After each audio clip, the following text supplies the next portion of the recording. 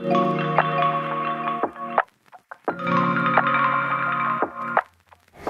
pagi, berjumpa kembali bersama kami di SMA Katolik Prateran Surabaya.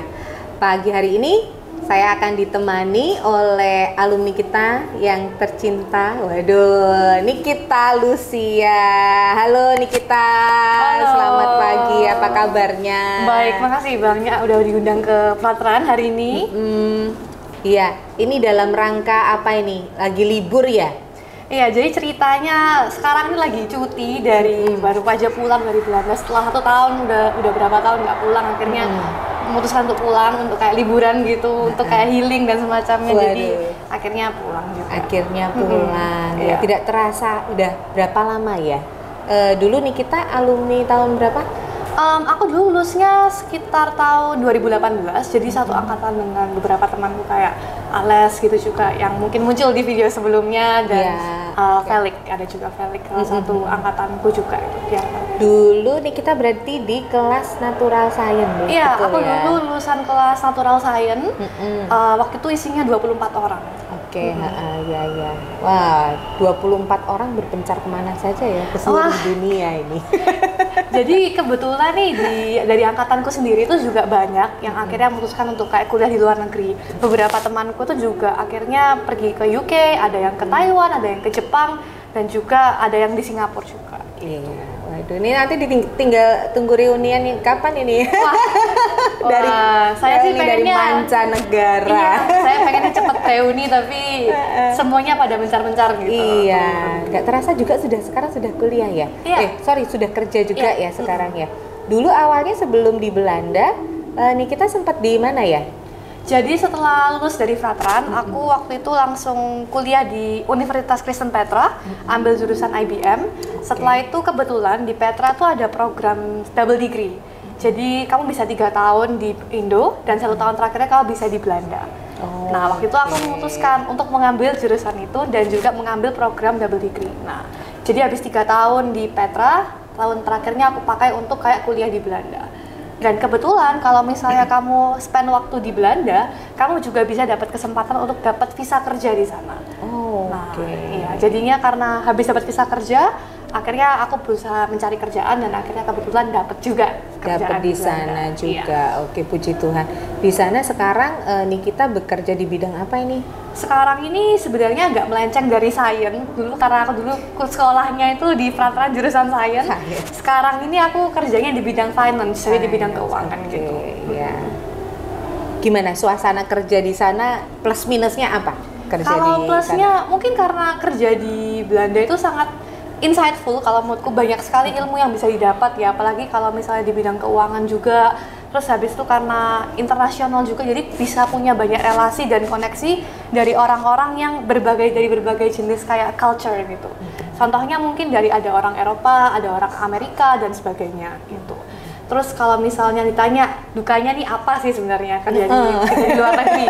Dukanya adalah waktu cari kerja dulu tuh tidak mudah. Jadi persaingannya tuh sangat ketat, Bu.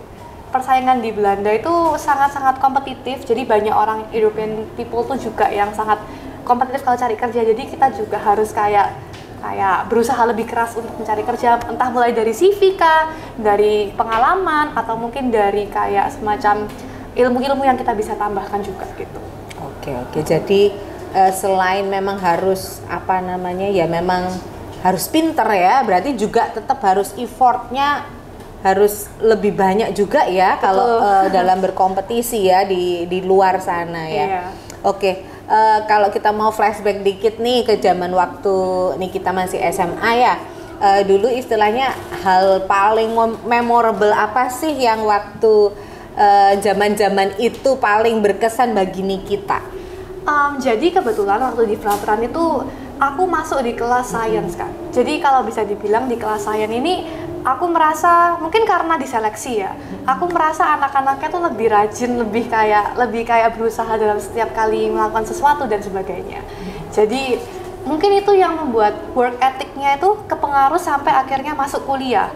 Jadi akhirnya waktu kuliah kerja itu sudah terbentuk gitu karakter anak-anaknya tuh pasti yang kayak rajin gitu. Jadi kalau misalnya ada pekerjaan diselesaikan dengan baik, kalau pokoknya lebih ke pekerjaan keras itu. Jadi aku merasa kalau aku dulu masuk kelas science, aku merasa kayak aku sangat terbentuk karakternya ketika aku masuk kuliah dan juga aku kerja nantinya. Sudah siap gitu ya nih kita ya, dengan proses gemblengan dan budaya kelas ya yang ada, yang terbentuk waktu itu ya. Betul sekali. Terus habis itu juga kalau aku ingat di frateran itu sempat kayak kan ada ekstra ya di frateran. Kebetulan itu juga aku cukup aktif juga dalam ekstra. Waktu itu aku ambil jurusan majalah kalau nggak salah. Aku lupa namanya Mading. Bukan mading. Jurnalistik ya. Sekarang jurusan jurnalistik. Betul ya. Betul. Berarti dulu di bawah asuhannya Bu Esti. Iya. Betul sekali. Itu kayaknya ada buku-buku apa ya itu di situ. Boleh spill dikit nggak? Iya. Jadi selain kerja di Belanda, aku juga kalau part time nganggur itu aku suka sekali menulis. Nah, dulu waktu aku masih SMA, aku kebetulan sering ikut lomba nulis beberapa kali di DPL, ikut jurnalis juga gitu. Dan aku lumayan sering dibimbing oleh Bu Esti dulu. Jadinya setelah aku lulus itu aku sempat menerbitkan 2 buku juga. Wah, salah satunya ada di bawah Gramedia, tapi aku nggak bawa hari ini, jadi aku coba bawa. Aku cuma barangkali di spill judulnya apa gitu ya. Gitu. Hai pemirsa, lumayan ini gitu. Judulnya Class of Cheaters, ini available-nya di Gramedia Digital, bisa dicek kalau ada aplikasinya. Oke. Hasil karya Nikita Luisa ya. Mungkin kalau misalnya nih kita mau kasih pesen nih buat teman-teman yang lain, alumni yang lain, atau mungkin adik-adik ya kan dimanapun berada yang mau terinspirasi seperti Nikita.